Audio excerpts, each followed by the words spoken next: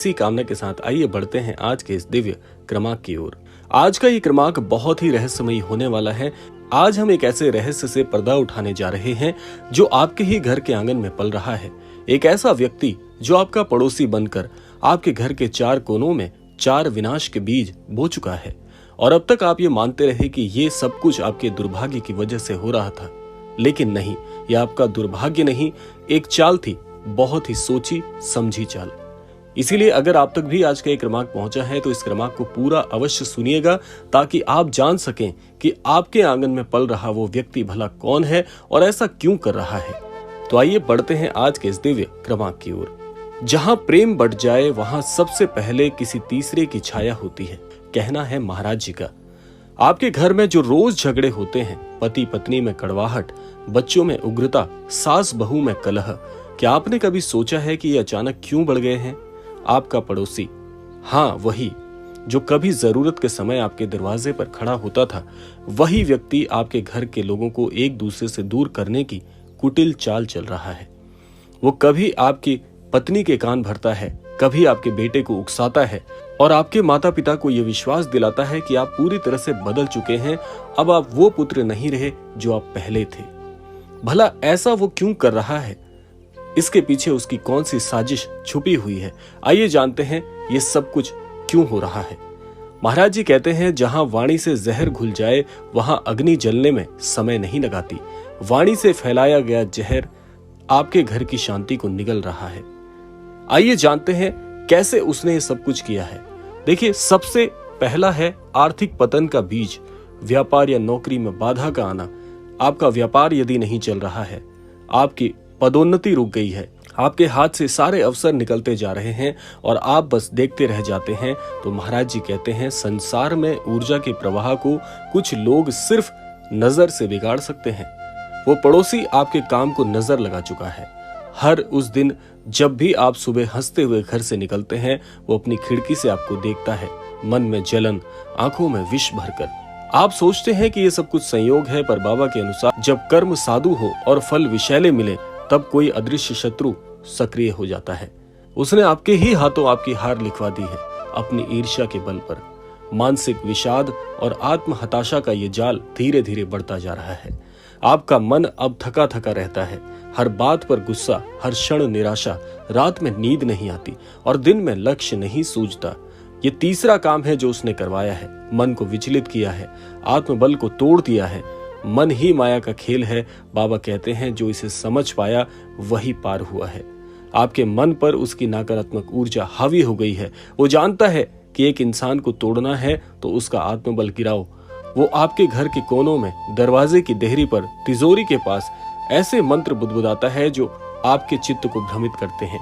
ऐसी चीजें बोलता है जिससे आपका हृदय टूटता है। द्वार पर खड़े द्रोणाचार्य भी अर्जुन को मूर्ख बना सकते हैं यदि चेतन ना हो। अब चेतन नहीं रहे आप, अब सावधान नहीं रहे, अब अपने ही मन के रथ को अपने हाथों से खो रहे हैं। इसीलिए महाराज जी का ये संदेश आप तक पहुंचा है कि आपको अब थोड़ा सावधान होने की आवश्यकता है। अगला कार्य उसने क्या किया है कि रिश्तों को तोड़ने और अपनों से दूर करने की साजिश रची है। बाबा जी कहते थे, अपना जब दूर हो जाए तब समझो कि बाहर वाला भीतर तक आ चुका है। आपका भाई आपसे दूर हो गया, आपके रिश्तेदार अब बात नहीं करते, आप एकदम अकेले पड़ गए। यह अकेलापन किसी संयोग से नहीं आया, आपके पड़ोसी ने ऐसा दिखावा किया, ऐसा वो आपका शत्रु बन गया जैसे कि आप ही दोषी हैं और सब कुछ के कारण आप ही बन गए हैं। उसने आपके शब्दों को तोड़ा मरोड़ा, आपकी बातों को गलत रूप में फैलाया और आपके रिश्तेदारों के मन में आपके प्रति नफरत का बीज बोया। अब आप अकेले नहीं हैं और वो व्यक्ति सबसे पहले आपको सांत्वना देने पहुंचता है, पर वही है इस षड्यंत्र का सूत्रधार। अगर अब तक भी आपको ये समझ में आ चुका है यहाँ पर किस व्यक्ति की बात समझ रहे हैं, कौन है वो व्यक्ति, आप अपने मन में एक बार सोच कर देखिए। महाराज जी के आशीर्वाद अनुसार आपको उसका चेहरा धुंधला ही सही पर दिखेगा जरूर। लेकिन अब यहाँ पर समय आता है कि उसे हराना कैसे है। देखिए, उसे हराने के लिए आपको कोई कार्य नहीं करना, उसके लिए महाराज जी की शिक्षाओं का सहारा लीजिए। महाराज जी की हर शिक्षा हर प्रकार की परेशानी को, हर प्रकार के कष्ट को हरने के लिए बहुत है। महाराज जी कहते हैं, जैसे विष को विष से काटा जाता है, वैसे ही नकारात्मकता को केवल चेतना से काटा जा सकता है। बाबा का पहला उपाय अब आप सुन लीजिए।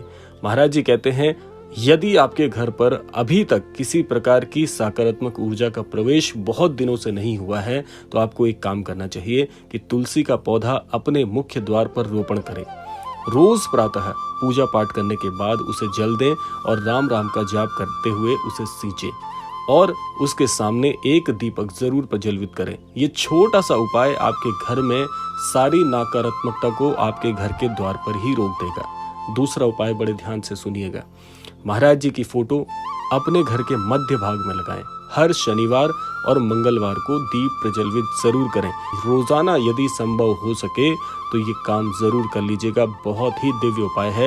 ये मैं अपना व्यक्तिगत अनुभव आपको बता रहा हूँ। दीप प्रज्वलित करने से आपके 2 कार्य सिद्ध होते हैं। पहला तो महाराज जी का दर्शन हो जाता है और दूसरा कार्य महाराज जी के चरणों में आपकी अर्जी अपने आप लग जाती है। तीसरा उपाय अब ध्यान से सुनिएगा। जिस व्यक्ति का भी चेहरा आपको समझ में आया है, जो भी आपको लगता है कि ये वो व्यक्ति हो सकता है, उस व्यक्ति से दूरी बना लीजिए। अपनी बातों में मौन धारण कर लीजिए। महाराज जी कहते हैं, कभी कभी मौन ही सबसे बड़ा शस्त्र होता है, क्योंकि लोग आपको उकसाएंगे, आपसे झगड़ा मोल लेने के लिए आपको बार बार छेड़ेंगे, परेशान करेंगे। वो यही तो चाहते हैं कि आप उनसे उलझें, लेकिन आपको ठीक इसका विपरीत करना है कि मौन का सहारा लेना है। जब वो स्वयं ही आपसे बात करने के लिए पछताने लगे, स्वयं ही आपको उकसाने का प्रयास करें, तब मौन रखने से आधे से ज्यादा परेशानियां तो अपने आप दूर हो जाती हैं। और चौथा सबसे महत्वपूर्ण उपाय है, अपने घर में रोजाना हनुमान चालीसा का पाठ करें, क्योंकि जहां राम नाम गूंजता है वहां छल नहीं टिक पाता। इसीलिए अब वक्त है जागने का। आपके पड़ोसी ने जो 4 बीज बोए, झगड़ा, आर्थिक संकट, मानसिक विषाद और रिश्तों की टूटन, उन्हें उखाड़ फेंकना है। सच्चा भक्त वही है जो परिस्थिति को चुनौती देखकर प्रभु का स्मरण करे, बाबा के चरणों में श्रद्धा रखिए, राम नाम का जाप करिए और फिर जीवन को एक बार प्रकाश की ओर बढ़ता हुआ स्वयं देखिए।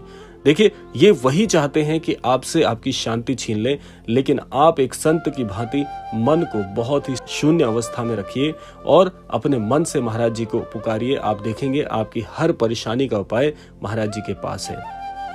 यदि ये वीडियो आपके मन को छू गया तो जय नीम करौरी बाबा लिखकर कमेंट में जरूर जाइएगा। इस वीडियो को उन सभी लोगों तक पहुंचाएं जिनके जीवन में भी कोई अदृश्य पड़ोसी तांडव मचा रहा है। राम नाम का संकीर्तन करें, अपने जीवन को फिर से बाबा के चरणों में समर्पित करें। इसी कामना के साथ अब समय आता है विदा लेने का, और विदा लेने से पूर्व समय है रोजाना की प्रार्थना का। यही प्रार्थना करना चाहूंगा कि श्री महाराज जी सभी को सन्मति और सद्बुद्धि की प्राप्ति कराएं और इस संपूर्ण सृष्टि का, इस संपूर्ण लोक का कल्याण हो। इसी कामना के साथ विदा लेते हैं। मिलते हैं अगले क्रमांक में। तब तक के लिए जय श्री राम, जय गुरुदेव, जय उत्तराखंड।